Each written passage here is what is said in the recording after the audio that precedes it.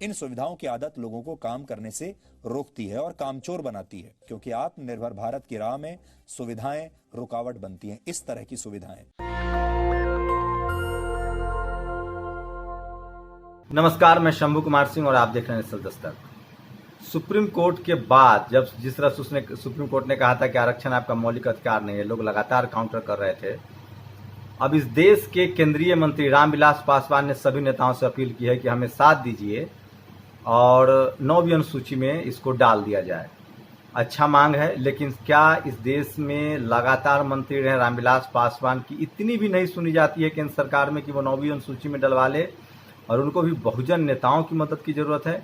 लेकिन इससे भी बड़ी खबर है कि जेपी नड्डा ने कुछ कहा है, जो बीजेपी के अध्यक्ष हैं। और उससे भी बड़ी खबर है कि सुधीर चौधरी, जो जी न्यूज का संपादक है, वो सीधे सीधे कहता है कि आरक्षण आपको कामचोर बनाता है और ये कामचोर लोग हैं। आप एक बार सुनिए, 2 सेकंड का क्लिप सुनिएगा, उसके बाद आगे बढ़ूंगा। इन सुविधाओं की आदत लोगों को काम करने से रोकती है और कामचोर बनाती है। सुना आपने, सुधीर चौधरी जाट समुदाय से आते हैं। अब बताइए, क्या ये जाट समुदाय जो अब तक आरक्षण मांग रहे थे हरियाणा में, केंद्र में उनको आरक्षण नहीं है, राज्यों में आरक्षण है, क्या वो जाट समुदाय को कामचोर कह रहे हैं?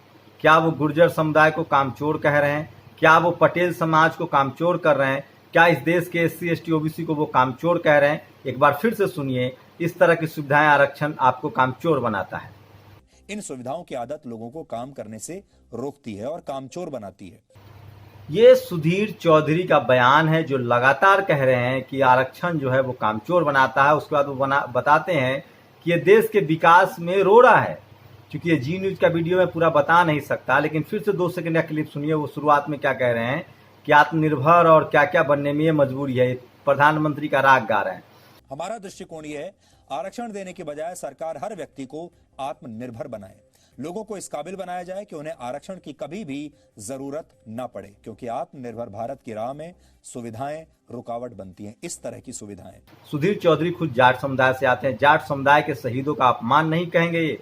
सर छोटू राम का अपमान नहीं है? किस तरह से जाट समुदाय के युवकों को गोली मार दी गई थी इसी हरियाणा में, अब बीजेपी की सरकार थी। पटेलों को गोली मारी गई, जाटों को गोली मारी गई, कुर्मी, कोयरी, कुशवाहा, ये तमाम लोग जो ओबीसी हैं, जो स्टेट में ओबीसी हैं, सेंट्रल में ओबीसी की मांग कर रहे थे, क्या ये सब लोग कामचोर हैं? और सबसे बड़ा सवाल, क्या वो 10% इकोनॉमिक वीकर सेक्शन, जिनको आर्थिक आधार पर आरक्षण दिया गया है, वो भी कामचोर हैं?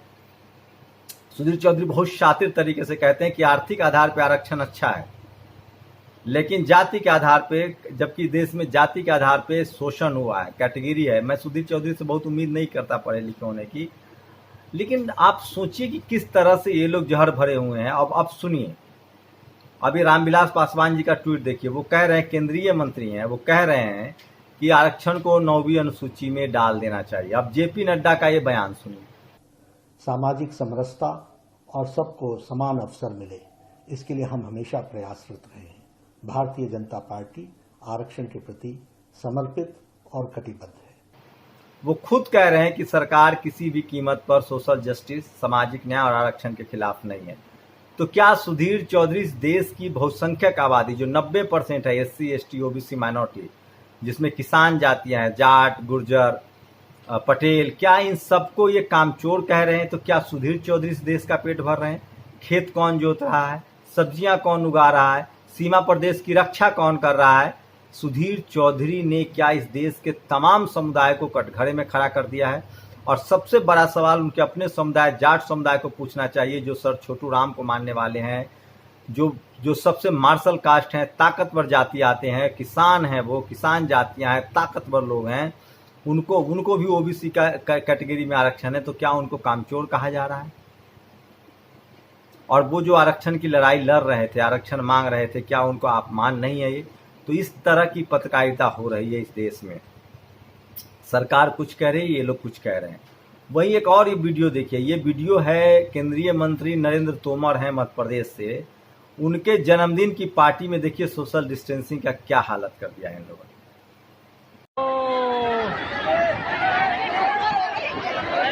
लूटो राशन लूटो। मेरी बहन इसमें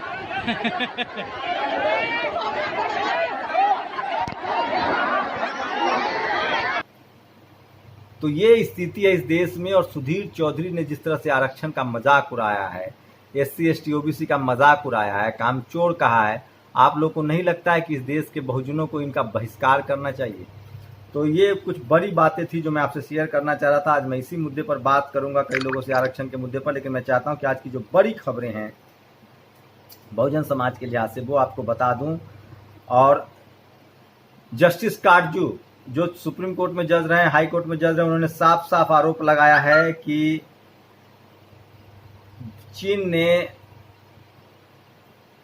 चीनी फौज ने लद्दाख की पूरी गलवान घाटी पर अवैध कब्जा कर लिया और हमारी सरकार शुतुरमुर्ग जैसे आंखें मूंदे बैठी है। ये रोमन सम्राट नीरो जैसी सारंगी बजा रहा है। मुंशी प्रेमचंद की कहानी, शतरंज के खिलाड़ी के पात्र मीर और मिर्जा साहब जैसे खतरे से अनभिज्ञ खेल में मगन है। ये मैं नहीं कह रहा हूं, ये जस्टिस काटजू ने कहा है। और केंद्रीय मंत्री नरेंद्र तोमर के मैंने आपको दिखाया। और ये देखिए, ये वीडियो है, वो वीडियो है जो JP नड्डा ने 41 सेकंड का वीडियो जारी किया है कि आरक्षण के प्रति, सामाजिक न्याय के प्रति उनकी सरकार किस तरह से प्रतिबद्ध है, जिसको सुधीर चौधरी कामचोर कह रहे हैं। दिलीप मंडल लिखा है, बिल्कुल सही मांगे, कोर्ट की जातिवादी मनमानी बंद होनी चाहिए, आरक्षण 9वीं सूची में जोड़ो। रामविलास पासवान ने इस मुद्दे को उठाया है और इसके बाद से लगातार 9वीं अनुसूची की मांग उठी। लेकिन रामविलास पासवान जी का कहना है कि बहुजन नेताओं को उनकी मदद करनी चाहिए। और सबसे बड़ा ऐलान चंद्रशेखर रावण ने किया है, 25 जुलाई को वो संसद घेरेंगे अगर इस फैसले को वापस नहीं लिया जाता है तो। और उदित राज ने एक बड़ा सवाल उठाया है कि आप न्यूजीलैंड में कैप्टन जॉन हैमिल्टन की मूर्ति हटाने की मांग, 1860 के दशक में माओरी जनजाति की हत्या, सरकार ने खुद हटाने को कहा। क्या भारत में ऐसे लोग जैसे मनु की मूर्ति राजस्थान हाईकोर्ट से और बाल गंगाधर तिलक को नहीं हटनी चाहिए? बाल गंगाधर तिलक और मनु को लेकर काफ़ी नाराजगी है लोगों में और उनको लगता है कि ये दोनों घोर जातिवादी थे। ये देखिए रामविलास पासवान ने जो ट्वीट किया वो मैं बता रहा हूँ आपको। उन्होंने कहा कि लोक जनशक्ति पार्टी सभी राजनीतिक दलों से मांग करती है कि पहले भी आप इस सभी सामाजिक मुद्दे पर साथ देते रहे, फिर से इकट्ठा हो, बार बार आरक्षण पर उठने वाले विवाद को खत्म करने के लिए आरक्षण संबंधी सभी कानूनों को संविधान की 9वीं अनुसूची में शामिल करने के लिए मिलकर प्रयास करें। तो क्या माना जाए कि एक केंद्रीय मंत्री की भी हैसियत नहीं है बीजेपी में कुछ? और दिलीप मंडल लिखते हैं कि मैं रामविलास जी पर थोड़ा सा बात कर लूँ, क्या रामविलास पासवान जी अब पाला बदलेंगे? क्या रामविलास जी का बीजेपी से अब मोहभंग हो गया है? और क्या अभी कुछ दिन पहले उनके पुत्र का बयान आया था कि हम बिहार विधानसभा में अकेले चुनाव लड़ेंगे, तो भैया क्या केंद्र से अलग हो सकते हैं? ये तो साफ है कि लगातार केंद्र में अनदेखी हो रही है। और जो भी SC ST के नेता हैं, जो भी OBC के नेता हैं, उनको बिल्कुल तवज्जो नहीं है। और अनुप्रिया को जिस तरह से साइड कर दिया गया, रामविलास जी जिस तरह की भाषा कह रहे हैं, तो ये तो समझना पड़ेगा लोगों को कि इस देश में जो सवर्ण लीडरशिप वाली पार्टियां हैं उसमें तो बिल्कुल स्पेस बहुजनों को नहीं है। और आप अपनी व्यक्तिगत लाभ आपको हो सकता है, लेकिन आप कोई बहुत फायदा समाज को पहुंचाने की स्थिति में नहीं है। दिलीप मंडल ने लिखा है कि आरक्षण भीख लिखने वाले का प्रोफाइल देखिए, उनका प्रोफाइल देखेंगे तो सब बीजेपी के समर्थक निकलेंगे। और सूर्य प्रकाश सिंह जो IAS थे वो लगातार सवाल पूछ रहे हैं कि कोरोना क्यों छुपाया जा रहा है, और उनको मुकदमा से बिल्कुल परवाह नहीं है। और ये वो बड़ी खबरें थी जो मैं आपको बता रहा था। और लगातार देश भर में बहुजन समाज के लोग हैं जो नाराज हैं। और ये वीडियो लास्ट में देखिए, प्रतापगढ़ में जिस तरह से OBC के लोगों पर हमला हुआ, उसके बाद जिस तरह की नाराजगी है, लोग काफ़ी गुस्से में भड़के हुए हैं। और राजभर गए थे, वहाँ कुशवाहा गए थे, पटेल गए थे, उसके बाद उन लोगों को जाने नहीं दिया गया, सुनने की कंप्लेन भी दर्ज हुआ। तो यूपी में सिर्फ FIR हो रहा है। और इसलिए IAS सूर्यकांत सिंह कहते हैं कि मुझे जितना मेरे ऊपर केस करना है केस कीजिए, मैं तो सवाल पूछूंगा। तो मुझे लगता है कि ये केस करके जो डराया जा रहा है, लोगों को अब जगना पड़ेगा, सवाल पूछना पड़ेगा। आप कब तक आखिर डरते रहेंगे अपने ही देश में? तो ये कुछ बड़े सवाल थे। लेकिन सुधीर चौधरी ने जिस तरह से अपमानजनक बातें कही है वो काफ़ी शर्मनाक है।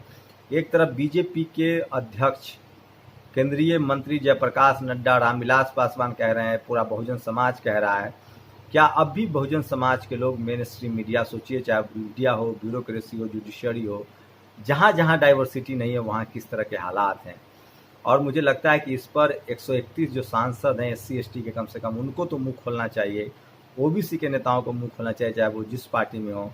नहीं तो साफ हो जाएगा कि वो सिर्फ अपने हितों के लिए राजनीति में हैं, उनको इस समाज की नहीं पड़ी है। और ऐसे में एक सॉल्यूशन है, मैं बताऊंगा आपको, उस पर लंबी बातचीत भी करूंगा।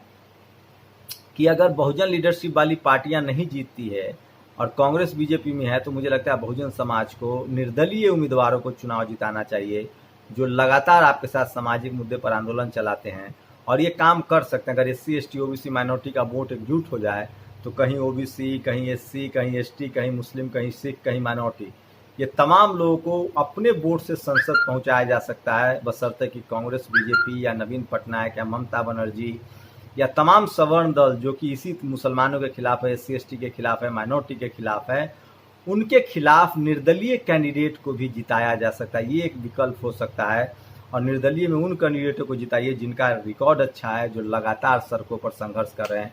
आज इन्हीं सब मुद्दों पर एक बड़ी बहस आपको कर दिखाऊंगा कि क्या सुधीर चौधरी जैसे संपादकों का क्या करना चाहिए, और जिस तरह से लगातार रामविलास पासवान भी मजबूर हैं और आरक्षण का मुद्दा फैलता जा रहा है, और चंद्रशेखर रावत ने 25 जून को संसद भवन घेरने का ऐलान किया है। आपकी क्या प्रतिक्रिया, अपनी प्रतिक्रिया जरूर दीजिए। शुक्रिया। नेशनल दस्तक की आपसे गुजारिश है कि अगर इसको बचाना चाहते हैं तो नेशनल दस्तक को सब्सक्राइब करने के लिए रेड कलर के सब्सक्राइब बटन को दबाएं, फिर बेल आइकन की घंटी दबाएं। नेशनल दस्तक को बचाने के लिए बहुत जरूरी है कि हर खबर को शेयर करें, लाइक करें, कमेंट जरूर करें।